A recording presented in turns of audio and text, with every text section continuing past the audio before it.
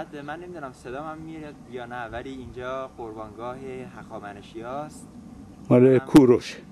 قربانگاه کوروش. قربانگاه زمان کوروش. قربانگاه زمان کوروش. و من خیلی احساس آرامش میکنم اینجا. خیلی زیباست، خیلی خیلی سکوت خوبی داره و مسلما زمان اینجا پیام‌بر.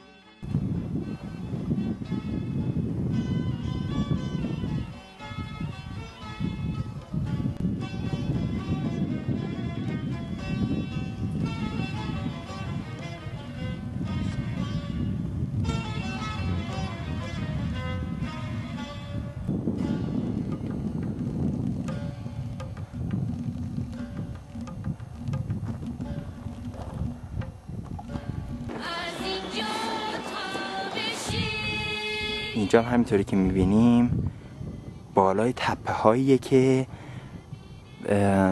طرف همون قربانگاه بود. یعنی قربانگاه رو ما یه مقداری اومدیم به سمت شرق اگه اشتباه نکنم یا شمال شاید، نمیدونم، و اومدیم بالای این تپه ها و اینجا یک مقبره، یک جایی هست به نام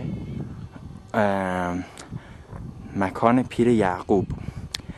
اینجا مکان مال هخامنشی ها هست و اگر دقت بکنیم اونطور که به من گفتن بالای تپه هایی که از دور اینجا مشاهده میشه دود میکردن یا در شب آتش و در روز دود که اومدن دشمن رو خبر بدن و این پروسه همینطوری ادامه پیدا میکرده تا مکانهای خیلی دور که در زیر قلمرو هخامنشی بوده و به سمت جلو که میایم همینطوری در بالای هر تپه‌ای یکی از این به اصطلاح یک سری از این نگهبانا بودن که برای حمله دشمن احتمالی دودی رو به هوا بلند می‌کردن تا خبر بدن که دشمن در کمینه و باید براش آماده سازی بشه.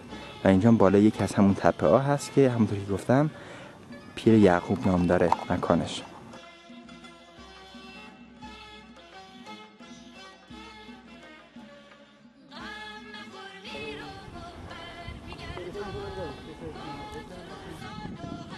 گفتید این درخت اسمش چی آقای؟ درخت بن؟ صحنه خیلی زیبایی وسط کوه.